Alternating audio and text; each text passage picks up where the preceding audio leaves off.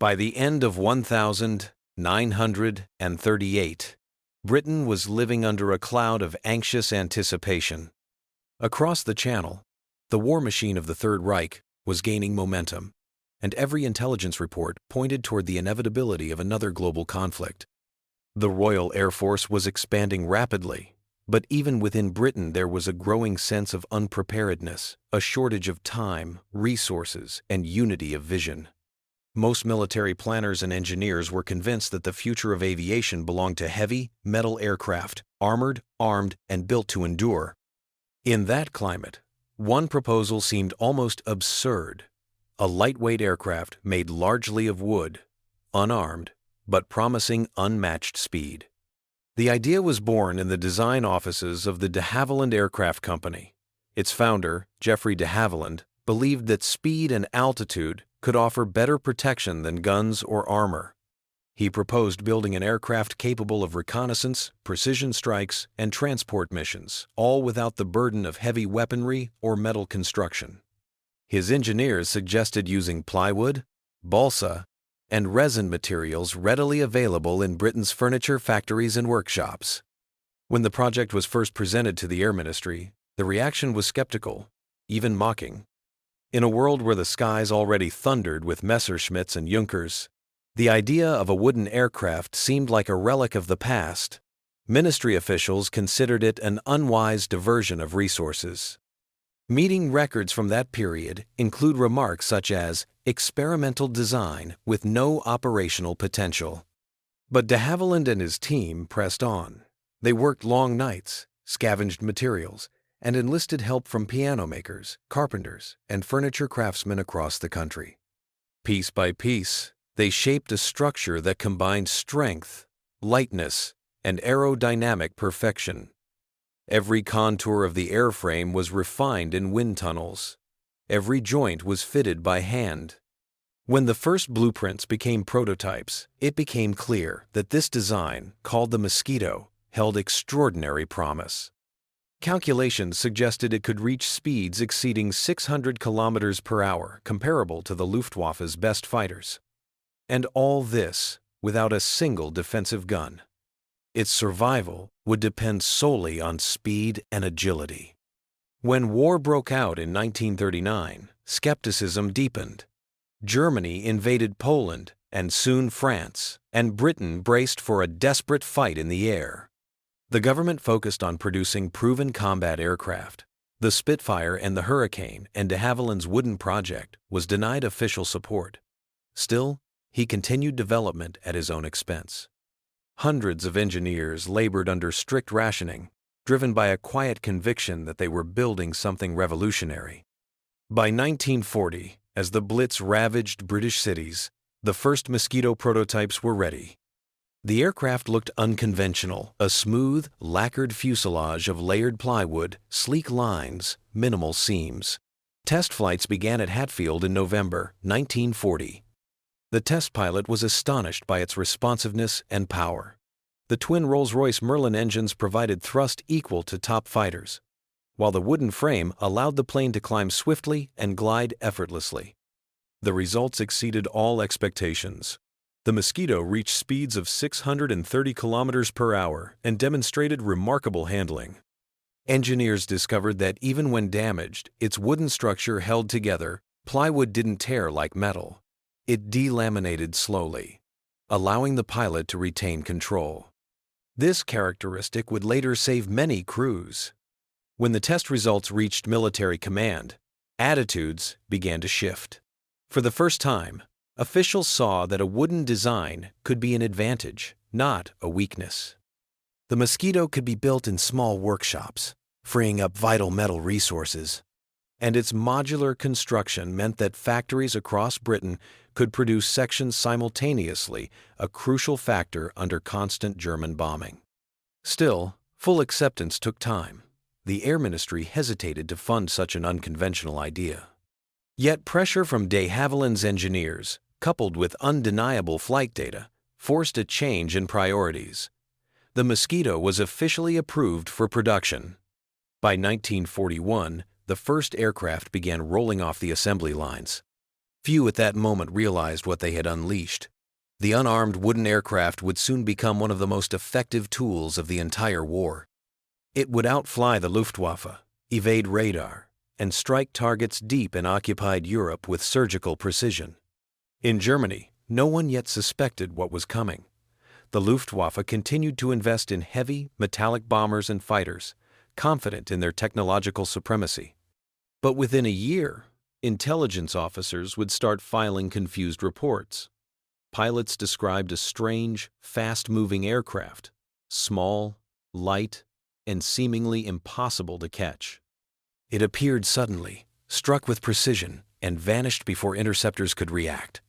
They would call it the Mosquito, the wooden aircraft that defied the logic of war and outpaced the steel wings of the Luftwaffe. By the summer of 1941, the Mosquito was ready for war.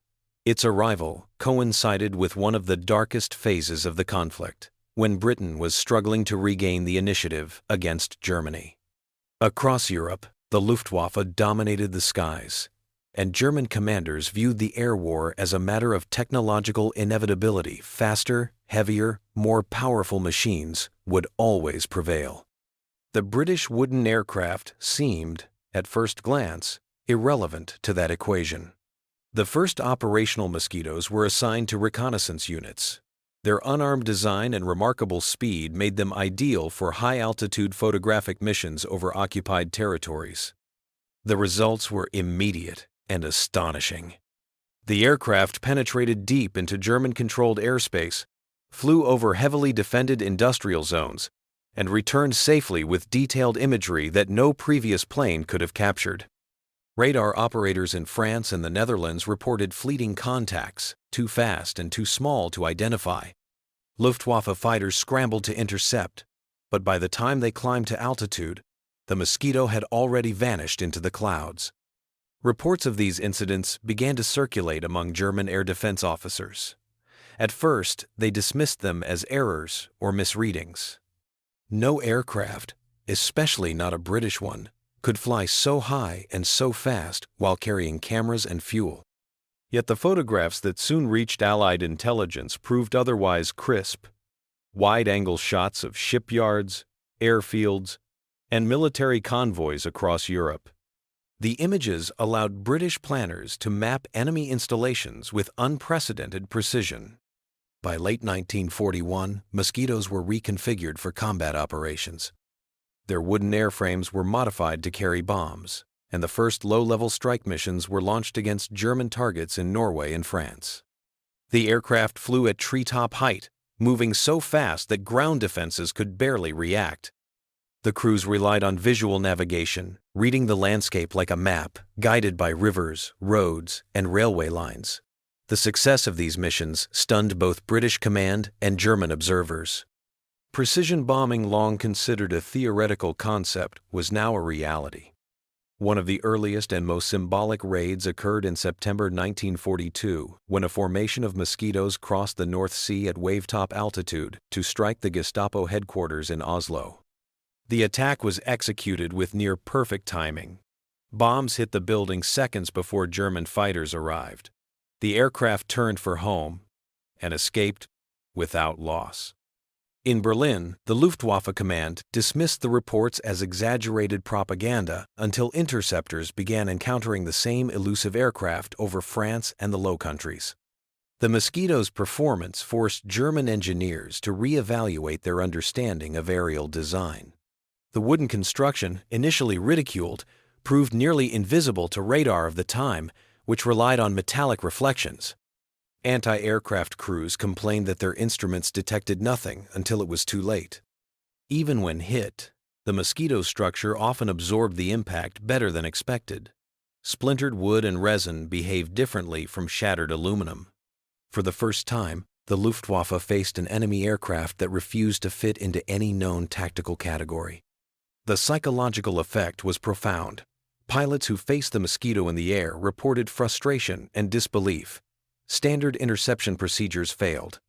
Messerschmitt Bf 109 seconds and Focke-Wulf 190 seconds were theoretically faster in dives, but the Mosquito's cruising speed at altitude allowed it to dictate the engagement. German fighters would climb to intercept, only to see the wooden aircraft disappear into the distance, its twin Merlin engines leaving a faint, haunting echo in the sky. The British press, bound by wartime censorship, could reveal little about the new aircraft. Official statements referred to it only as a high-speed reconnaissance bomber. Within the RAF, however, the Mosquito was quickly gaining a legendary reputation.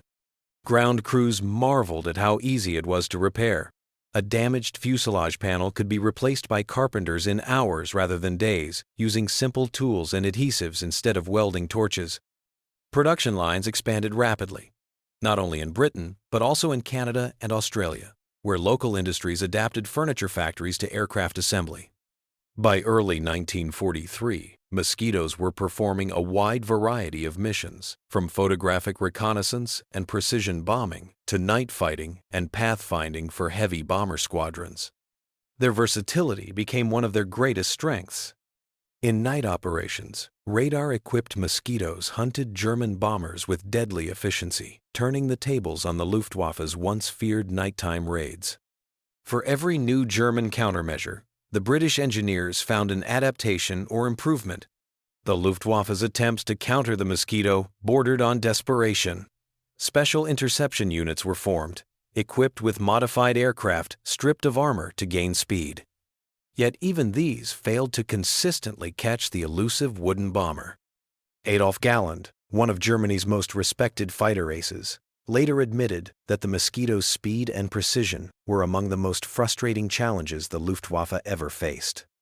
It defied interception, disrupted logistics, and forced Germany to divert resources to defend targets that had previously seemed secure.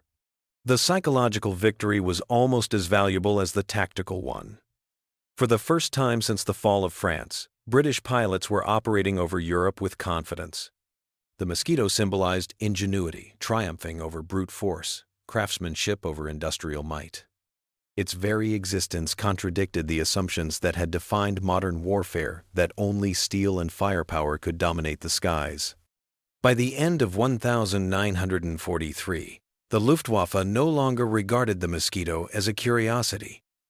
It was a persistent, unpredictable threat that could appear anywhere, from the fjords of Norway to the skies above Berlin. Intelligence reports described it as the most difficult aircraft to intercept. Wooden, unarmored, and lightly built, it had achieved what no one had believed possible. It outpaced the most advanced metal fighters of Nazi Germany. The war in the air was changing, and in its transformation, the Mosquito stood as a quiet but unmistakable signal, proof that innovation, not mass, would decide the battles to come. By 1943, the Mosquito had evolved from an experiment into one of the most feared and respected aircraft in the war. Its versatility astonished both allies and enemies. It served as a fast bomber, a reconnaissance platform, and a night fighter, all built on the same wooden frame. What began as a controversial project was now rewriting the rules of aerial warfare.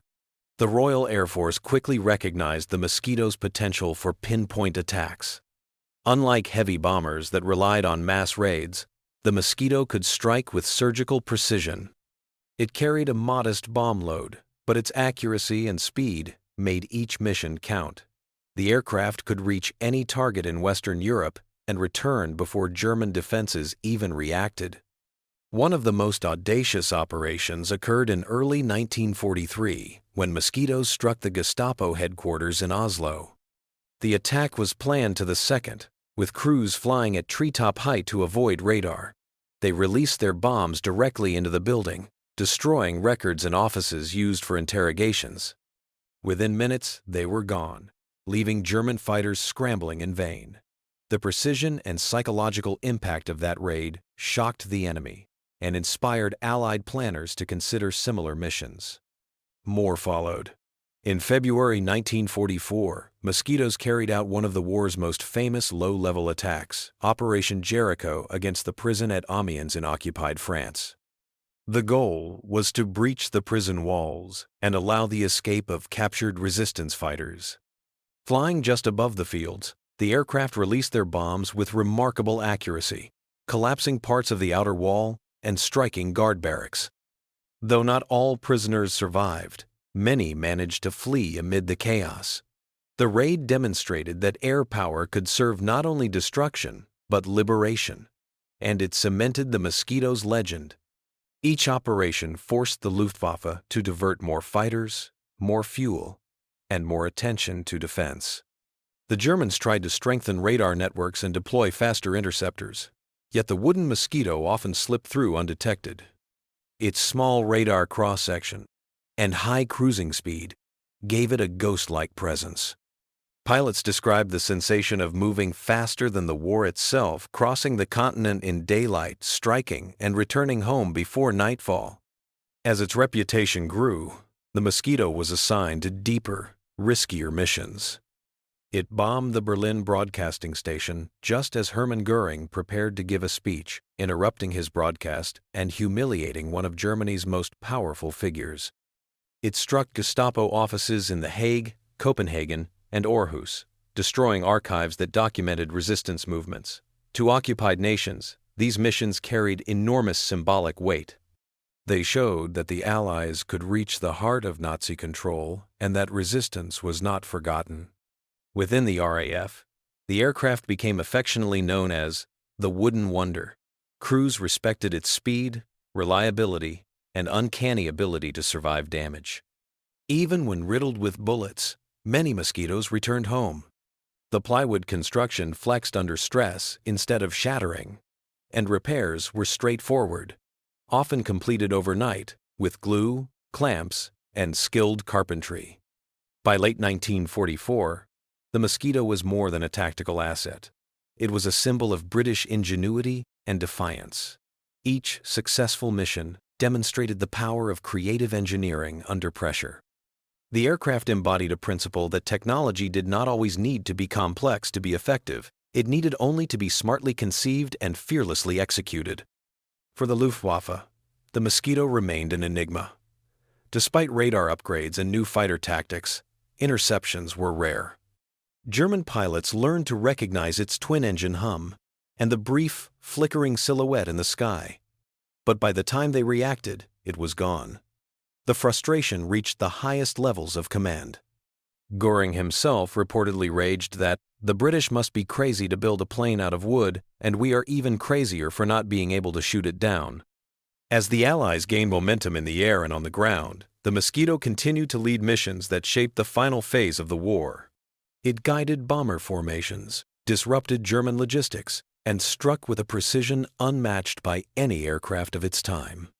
Each flight carried with it not only bombs and cameras, but a quiet message that innovation, courage, and craftsmanship could outpace an empire built on steel and fear.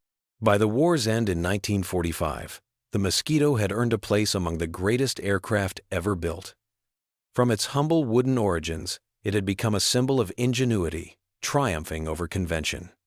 More than 7,000 Mosquitoes were produced in Britain, Canada, and Australia, each assembled from layers of plywood, resin, and craftsmanship that defied the industrial logic of war. The aircraft's impact reached far beyond its missions. It changed how military planners thought about air power, showing that speed, precision, and adaptability could outweigh sheer mass and firepower. While heavy bombers required vast resources and crews, the Mosquito achieved similar results with a fraction of the risk. Its versatility allowed it to serve as bomber, reconnaissance plane, night fighter, and pathfinder, excelling in every role. For the Luftwaffe, the Mosquito remained an unsolved riddle. Even in the final months of the war, it continued to strike deep into Germany with little warning. Many German cities learned to fear its quiet approach, a whisper in the night followed by sudden explosions. Yet for the Allies, it was a source of pride and confidence, a reminder that innovation could overcome numerical and material disadvantages. After the war, Mosquitoes continued to fly in many air forces around the world. They served in mapping missions, weather surveys, and even early jet age experiments. Their design influenced generations of engineers, proving that efficient aerodynamics and lightweight materials could redefine performance. The wooden airframe, once ridiculed, became a case study in structural brilliance. In retrospect, the Mosquito's greatest victory was not over the Luftwaffe, but over fear and convention. It proved that courage to think differently could alter the course of history. A machine born from scarcity became a weapon of precision and a symbol of creative resistance. When the war ended, many Mosquitoes were scrapped or forgotten, but their legacy endured in the streamlined lines of modern aircraft, in the philosophy of design that values innovation over conformity. The Germans had indeed found it hard to believe that a wooden plane could outrun their steel fighters. Yet it did, and in doing so, it carved its name into the story of human ingenuity, where wood, imagination, and courage flew faster than war itself.